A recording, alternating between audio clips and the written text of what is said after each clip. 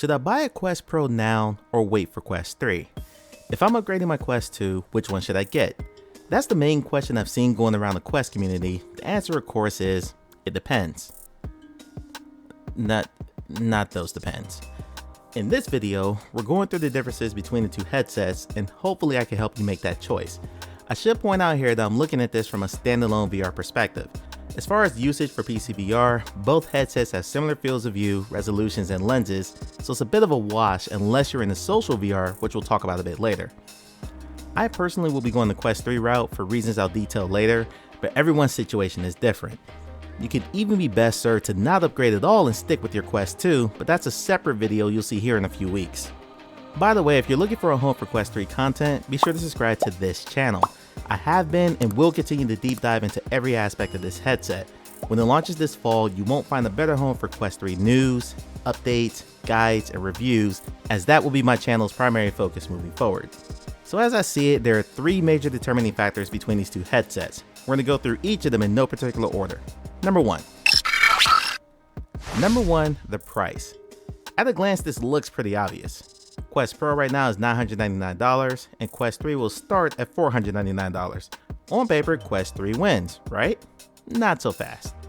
Out of the box, yes, Quest 3 is the better value, but there are hidden costs to consider. We still don't know how much the larger storage model Quest 3 will cost. My prediction is $600. So if you're someone who likes to keep all of your standalone games downloaded, that's going to be an added cost for the extra space. Then there are the comfort factors. Quest Pro's battery is in the back, so its default strap is more balanced.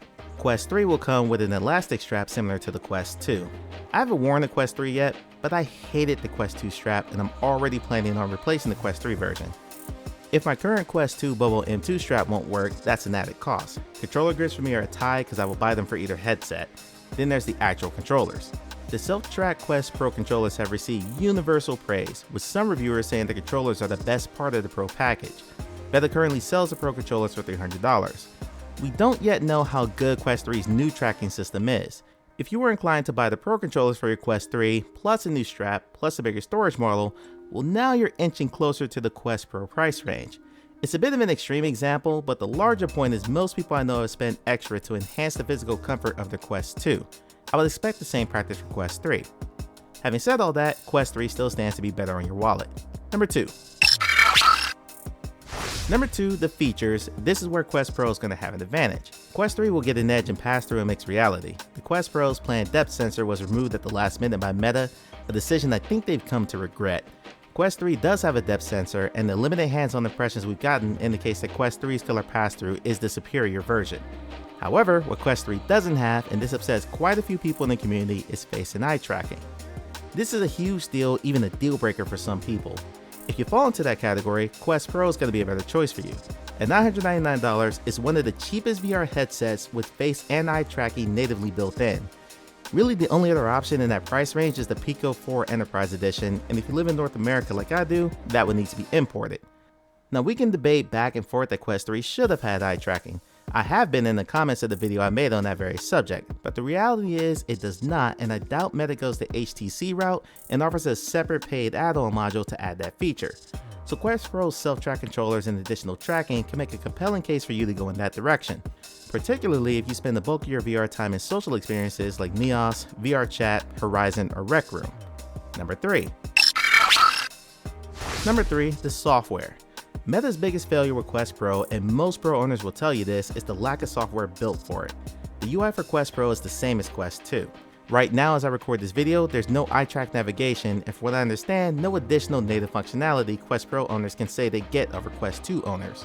From a hardware standpoint, sure you get the controllers, the better lenses, the additional tracking, but hardware is only as good as the software utilizing it.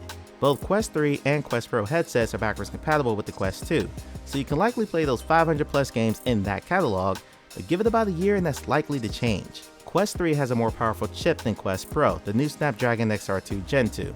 There's no chance Oculus Studios or third-party developers are going to go the entire length of Quest 3's lifecycle without releasing some games exclusive to that headset. I simply don't see that happening for Quest Pro.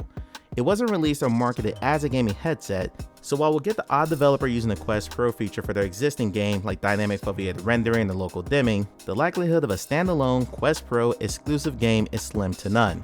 Quest 3 is Quest 2's official successor from Meta's consumer gaming line. We're going to see Quest 3 exclusives sooner rather than later, taking advantage of the more powerful chipset and improved mixed reality. So what about me? For me personally, I care about games first and foremost, which is why I passed on Quest Pro and will be getting the Quest 3. I'm not a social VR guy. I tried all those and they were fine. I had a fantastic tour guide the first time I went to Neos, my buddy Tribe Grey Wolf. However, I grew up a single player adventure gamer on franchises like Mario and The Legend of Zelda. So when I got into VR, and I suspect a lot of you are the same, I look for games similar to the ones I grew up playing and to this day still enjoy playing. And nearly 250 games combined between PC VR and Quest, close to 90% of what I own are single player games. From that standpoint, Quest 3 is going to offer me much more value than Quest Pro. Sure, I can use the Quest Pro for spatial computing, a concept I'm deeply interested in, but Quest Pro's lack of software in that department kills it for me. I hope this comparison was helpful for you. Ultimately, it's your money and your decision, so you need to look at your own situation and what you get out of VR and what you're looking to get out of VR, and then make your decision from there. If you'd like to hear my top 3 reasons why I don't think you should get a Quest 3 at all, click the video on the screen right now.